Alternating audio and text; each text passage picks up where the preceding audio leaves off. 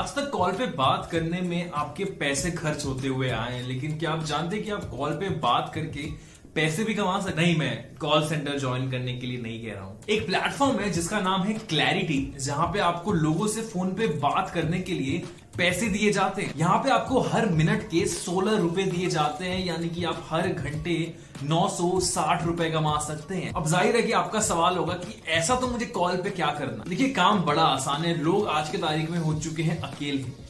उनके पास नहीं है दोस्त, ना ही रिश्तेदार जिनसे वो अपना अकेलापन दूर कर पाए, जिनसे अपनी समस्याएं शेयर कर पाए। ऐसे में आते हैं आप, जो उनकी बातें सुनेंगे, उनकी समस्याओं का निवारण करें। समस्या का निवारण करना भी इतना कोई बड़ा काम नहीं है। कैसे, ये मैं आपको सीरीज के अंत में बताऊंगा। तो इस सीरीज को अंत तक जरूर देखिएगा और शेयर कीजिएगा अपने बड़बोले दोस्तों के साथ में, क्योंकि मुझे नहीं लगता इससे आसान तरीका होगा कोई पैसा कमाने का।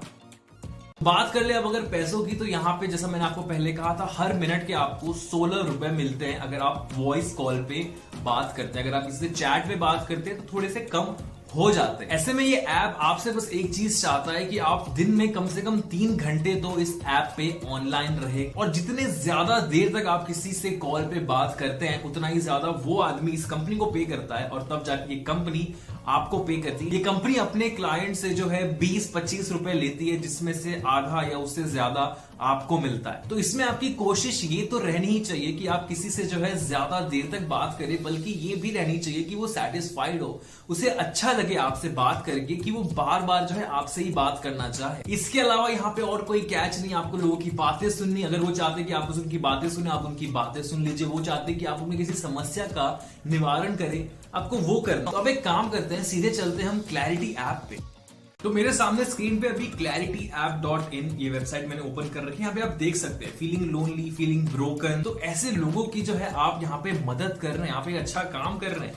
जो लोग अकेले हैं, जो टूट चुके हैं, जो उदास है, उनकी आप मदद कर रहे हैं। Get emotional support on anonymous chat, call या वीडियो कॉल। यहीं पे जब नीचे स्क्रॉल करते हैं ना, तो आप देख सकते हैं यहाँ पे आप ही की तरह और भी लिसनर्स अवेलेबल है, जैसे कि नितेश, अनुष्का, त्रिभुवन, रिया। ऐसे बहुत सारे आपको यहाँ पे व्यू मोड लिसनर पे जब आप जाएंगे तो आपको पता चलेगा कि कितने ज्यादा लोग ये काम कर रहे हैं। यहाँ पे आप देख सकते हैं आर लिसनर के अंदर ये इनके जो है टॉप के लिसनर्स है। ये आदमी 58 ईयर्स का है, इसकी 4.99 की रेटिंग है। 615 लोगों से इसने अब तक बात कर रखी है। आप देख सकते हैं नंबर 1 पे त्रिभुवन है, नंबर 3 पे जो है नितेश है। यहाँ पे अच्छे खासे लड़के हैं लड़कियों के कंपैरिजन में, जो कि लिसनर बन के यहाँ पे पैसे कमा रहे हैं। और अगर थोड़ा सा भी आपके मन में शक है ना कि ये कोई स्कैम वेबसाइट हो सकती है, तो आप जब नीचे स्क्रॉल करेंगे आपको इनके इन्वेस्टर्स दिखेंगे।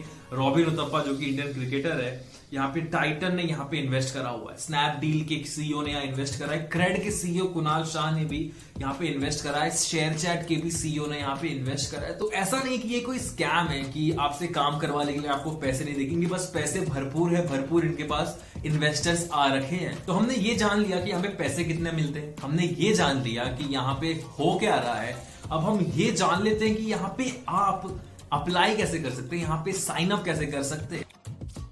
देखिए, जब आप सर्च ही करेंगे ना क्लैरिटी ऐप, आपको पहले नंबर पे ही बी अ लिसनर का ऑप्शन दिख जाएगा, जिसपे जब आप क्लिक करेंगे आपके सामने ऐसा एक पेज आएगा जहां पे आपसे पूछा जाएगा कि आप 21 साल या उससे ऊपर है। आप ओके पे क्लिक कर देंगे, अपना फोन नंबर डालेंगे, उसके बाद आपके पास एक ओटीपी आएगा, वो डाल देंगे। फिर आपके सामने एक ये 12 मिनट का टेस्ट आने वाला है। शुरुआत होगी आपके जेंडर से, कौन सी लैंग्वेज में आप सबसे ज्यादा फ्लुएंट है, आपने ग्रेजुएशन कहां से करी है। अब यहां से जो है ना एक साइकोमेट्रिक टेस्ट शुरू होता है। साइकोमेट्रिक टेस्ट उसे कहते हैं जिसमें वो जानना चाहता है कि आपकी साइकी कैसी है, आप चीजों को किस नजरिए से देखते हैं। तो यहाँ पे मैं ये नहीं कहूंगा कि कौन सा आंसर सही है, मैं यहाँ पे वो आंसर डालने वाला जो मुझे लगता है सही है, बट इसका कोई सही या गलत जवाब नहीं होता है। ये जानना चाहता है कि मैं कैसा इंसान हूं, क्या मैं इनके लोगों की मदद कर पाऊंगा। कुछ आपके प्रोफेशनल लाइफ से रिलेटेड हो सकते हैं, जरूरी नहीं है सारी चीजें आपकी साइकोमेट्रिक ही चीजें हो। तो मैं कुछ यहाँ फॉर्मेलिटी वाले सवाल जो है आपके सामने भर रहा हूँ। जैसे ये सवाल है कि क्या आप कॉल पे बात करने के लिए अवेलेबल होंगे। हाँ जी, बिल्कुल होंगे। अब लिसनर को अपनी एक फोटो सबमिट करनी पड़ेगी, आप कंफर्टेबल। जी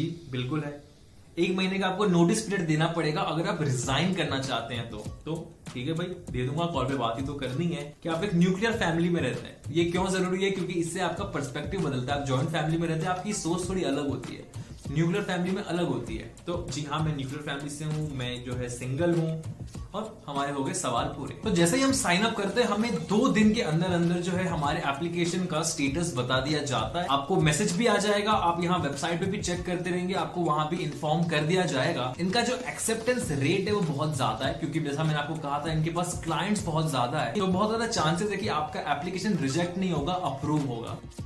तो जैसा मैंने आपको कहा था, यहाँ पे जो है ट्रैफिक की कमी नहीं है, यहाँ पे डिमांड की कमी नहीं है। आपको कम से कम 3 घंटे तो यहाँ रहना ही है। तो अगर कोई आपसे कम से कम 3 घंटे भी एक्सपेक्ट करता है, यानी कि उतने तो आपके पास काम आने ही वाले, तो आप पर डे का आराम से 3 से 5 हजार रुपए कमा सकते हैं। और जैसे जैसे आपकी रेटिंग बढ़ती है ना, आपके जो है फीस भी बढ़ जाती है, आपके पर मिनट के पैसे भी बढ़ जाते हैं। तो आप शुरुआत भले ही पर डे 1000 से करो, लेकिन बहुत ज्यादा चांसेस है कि कुछ महीनों के बाद आप पर डे का 5 से 6 हजार भी कमा सकते हो, सिर्फ कॉल पे बात करके और काउंसलिंग करके। अब काउंसलिंग वाले पार्ट से मुझे पता है आप में से बहुत से लोग डर गए हो कि यार मैंने कभी काउंसलिंग करी नहीं है, मैंने दोस्त को फोन पे एडवाइस दिया है, बट मुझे लगता नहीं कि उसे काउंसलिंग कहते हैं। तो अगर किसी ने मुझसे ऐसा सवाल पूछ लिया, कोई ऐसी समस्या लेके आ गया जिसका मेरे पास कोई सोल्यूशन ही नहीं है, तो मैं क्या करूं, जिसके बारे में आखिरी सीरीज होने वाली है, जहां पे हम यही बात करने वाले कि कैसे आप जो है दूसरों की समस्याओं का निवारण कर सकते हो। अच्छा निवारण, ऐसा नहीं कि कोई जेनेरिक सी चीज आपने उसको बोल दी। ये सीरीज बनाने के लिए मैंने यहाँ ज्वाइन करा था, मैंने कुछ लोगों से बात करी थी, उनमें से एक बंदे की जो समस्या थी ना, वो समस्या सुन के मुझे भी लगा कि यार इसका मेरे पास सही आंसर शायद ना हो।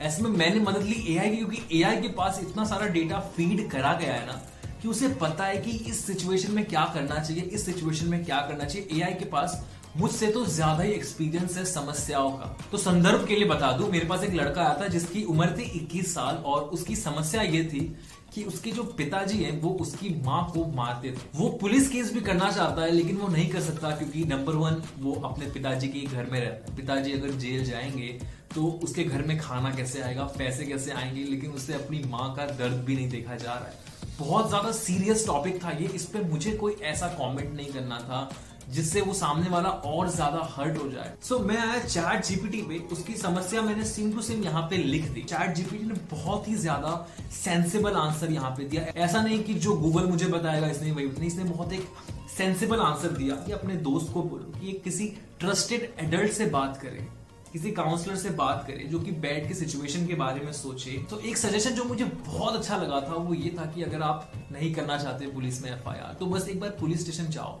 पुलिस को बोलो कि आके तुम्हारे पापा को धमकाए, जो कि मुझे ब्रिलियंट आइडिया लगा। तो मुझे तो चैट जीपीटी ने बताया, मैंने इससे फॉरवर्ड करा कि आप जाओ और बस पुलिस को बोलो कि आपको बस धमका दे, हमें अभी एफआईआर नहीं करना है, आप बस आके अभी धमकाओ, आगे अगर और होता है तो हम एफआईआर कर देंगे।